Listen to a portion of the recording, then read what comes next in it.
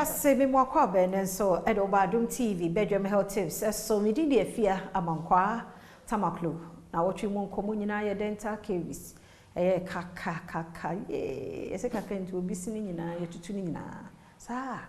Any nkomo we hu hia pa e bia nene de e di kan na say anopen wa chance on it. Sa na ye no Monday to Friday bia 5 minutes. Yedi nkomo e wa pomuden ensem emu na wotwe mu nyina ye kasa fa kaka eho a me ne oba pa Augustina Mensan Efim a wo ye dental surgeon technician na ono nso ne kofare by Perfect Smile Foundation yedi nkomo yi me de asedema endpoint it is another romanti and adwumadi etumi de bro dwada de kosi fiada de be me de wo ho ne sa wo yare na wa frɛ doctor obetio obemma wo consultation no phone so and sample no watu anamon akona tena ye endpoint won krabata bebre wo frɛ doctor bribia ojo so 0244867068 idi de afia amankwa atamaklo batena memo akwaba medase kaka nti kaka etimi tu obi sinyina agu passion neno ntese wo hu ana say affect na akane nyina estate ba ko no wa pe ho asema nka okay nti nsese no obi ani ni nua okay nti we ni we na bo ho ti e kan we na wa pe ho asema nka especially wa anye lucky na be kan interproximal space ni baby a is outside na abe infect ni nua no nti obi o wa the same ba ko pe and estate by the time I na do so the be cause it no be ba gi 23 oh we no eba ni so keke esoro no ba we no e woni nchen we so di amani nua woni nchen ti nyina no ase number one symptoms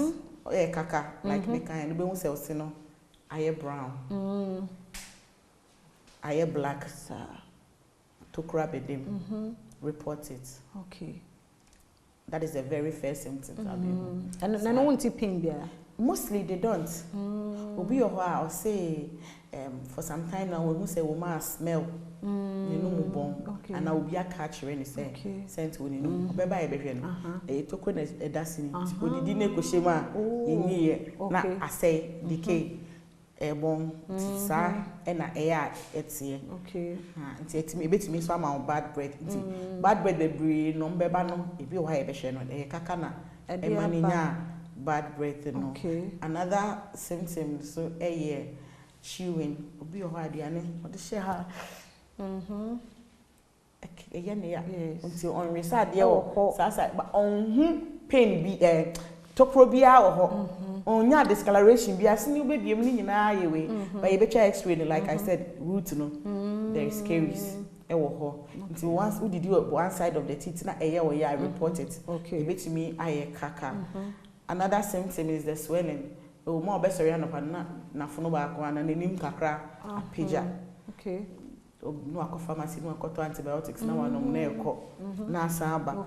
once a swelling it happen at that orificial side no you should know say betimi aye kaka na ema o enya sapi no sensitivity na make aye no to hot and cold stuff and also kaka etimi emane ebasa these are the things that you should look out to as a human being always are there no eye at one side e na basa ubi we no natural human discoloration color na nya to say the other ones na etie no all of a sudden smell I start to say ba we know what is it and tintino dey bia make catch the patient say wo ma she nose mask now I blow air into it say smell we know ma you will know and na omo dry mouth no because intention ni ho a bo enum ni ho ban no and so sometimes no it me ma wonya kaka okay my contact wadawoma at 0243 728542 0243 728542 mon frère no onum ha ha bia o frère no a obeti o na fe wabo say this year enum problem bi afi kaka especially yenyim free ho